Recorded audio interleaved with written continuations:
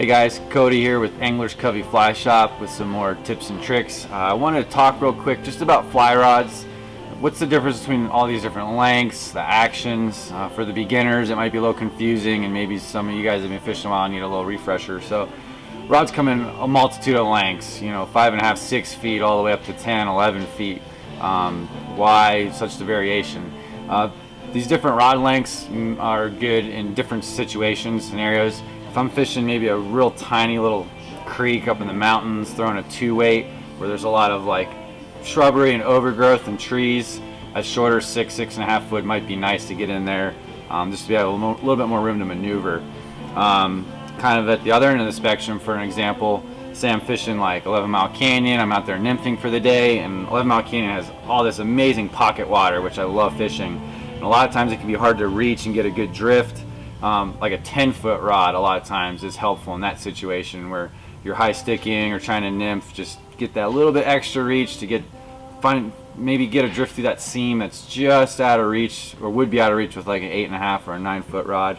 So 10-foot rods are pretty versatile with nymphing. The longer rods can also be beneficial if you're chucking real big streamers on a windy day, as long as you have a fast, ultra fast action rod. So they all kind of bleed into the actions of the rod. So you get really fast action rods, which are going to be really, really stiff, all the way down to slow action rods, which are going to have a lot of bend and flex in them. And again, just like length, they have their areas where they thrive. Really, really stiff, fast action rods. Good for throwing really fast line speeds. So good for streamer fishing. Or if you're just going after some species that you need a lot of backbone and fighting power. And again, on those windy days, it helps really punch through.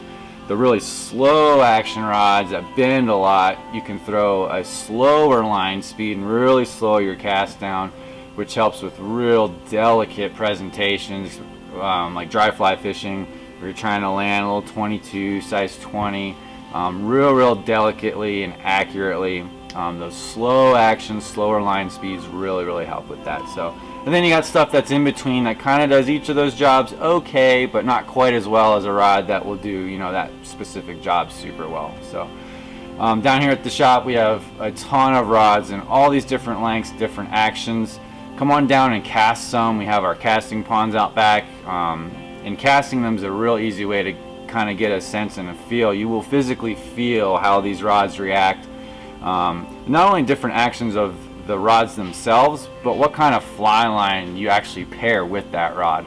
And what's nice is we have a variety of tester lines that we can do that with, so you can actually feel these rods load differently and feel how they cast differently. So really encourage you to come down, cast some rods, get a sense for that, especially if you're maybe in the market here soon to buy a rod. We also have a lot of great sales going on rods right now. Everything from Orvis, Helios 2s are on sale right now. Winston, we've got Nexus, some Sage rods on sale, including the Bolt and a few other models. So a lot of really good sales going on right now. So if you're definitely in the market now, swing down soon. So if you have any further questions about rods and how they perform, how they cast, how they feel, come on down, give us a call, and we're happy to take care of you. All right, guys, tight lines, and we'll talk to you soon.